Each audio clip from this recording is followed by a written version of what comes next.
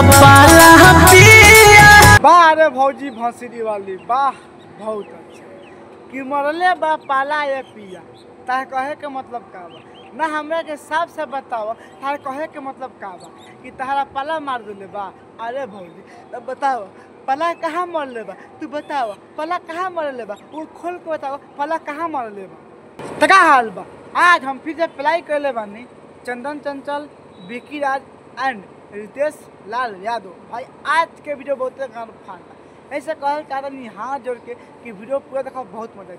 Video बना के बस एक ही मकसद बा, एक ही मकसद डाला आप सभी को दिल से हंसाने के लिए, ना किसी को दिल को ठेस पहुंचाने के लिए। तो वीडियो को पूरा देखा, देखने के बाद में भूल जाओ। तो बिना कोनो लाना रोशन के आज की वीडियो स्टार्ट करते हैं। अच्छा अब समझ गए कि भौजी भौसी वाले नु लड़चट भी है, वैसे भौजी के दुताला में पाला मार देने का हाथ तो बहन के दो राम चटबुका। सुन तेरा भाई लोग, अब तो नहीं बताओ तो ई सुन के झाट लाल ना हो तका मन खुश हो कि कोनो आया फटो के फिर चल जाए। अरे भौजी एगो काम कर, बोला हमारा बड़का बाबू के तो पाला नु एके पलाई में झाड़ दी दिल चुरा के ढोढ़ी में। वाह रे भैया भंसरी वाला, वाह बहुत अच्छा। तोहरे कमी रलक हो तेल चुआ के ढोरी में आ भौजी के झाड़ छिलब चिनोरी में। देखा भाई भैया कहे के मतलब है कि तेल चुआ के ढोरी में आ पेलम भौजी के दुनू ओरी में। भैया ये कहल चाहता क्या तोहने के विश्वास ना होता हमारा बात पर? अरे भैया हम ना पुष्पा राज है, बहन से झूठ बोलेंगे नहीं मतलब झुक जाएंगे, मतलब झुकेंगे नहीं झूठ बोल देंगे। आपसे को विश्वास नहीं ना हो रहा है कि भैया दोनों ओरी मारने की बात कर रहा है? चलिए भैया का मुंह से हम सुनते हैं। सुन ले लोगन, भल विश्वास हम कहत न बानी कि भैया दोनों ओरी में भौजी के पेल चाहता, लेकिन ना तो नहीं बात में कहाँ सुनबो लोगन, तो सुनने के मन ना करे। अरे भैया ये सरवा के गाना जब भी आ रहा झाड़ू खान गाना आला। हाँ भैया कोनो गाना सुन, कोनो गाना सुन लो, एक नाम बा रितेश लाल यादव। ए सरवा कोनो गाना सुनने के बाद में पक्का झाट लाल होखई के बा। सुनता तेल चुआ के ढोरी में आ होई दोनों ओरी में, क्या बात है। ऐसे ऐसे गाना के लिए थैंक यू। वो चार्ज पर मार के तहार बहिन चोद भाग भंस।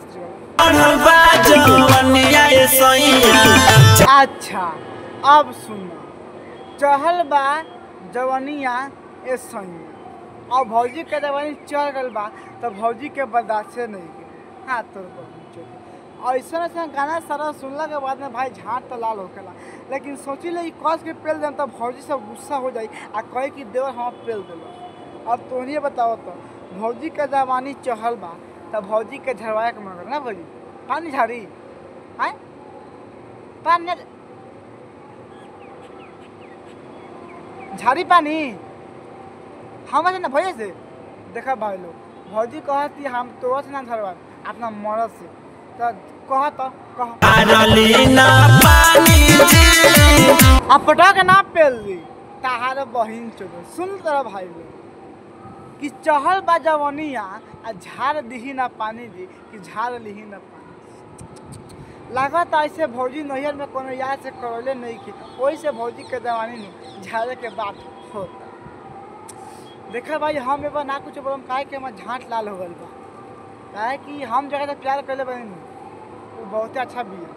थोड़ा सा लंडी नहीं खे कि अपना भता के कही कि जवानी के पानी झाड़ दे।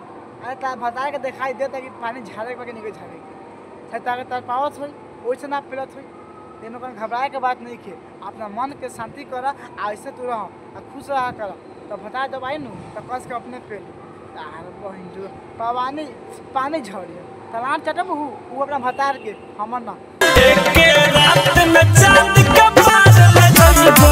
अरे तारा बहनी के गाड़ी में कूद के पेलो, वाह बहुत अच्छा। कि सैया मोरा धके कोरा घोड़ा पर कूदब का आ एके रात में चांद के पार लेके जइब का। देखा भाई लोग भौजी के नया नया बियाह बोल बा भैया पेल के एके बेर में चांद के पार लेके चल जाता। हम कहल चाहते नहीं ये भैया ऐसे अपना मेहरारू को तंग मत करा, इतना मत बोला कि बाद में छोड़ के भाग जाए।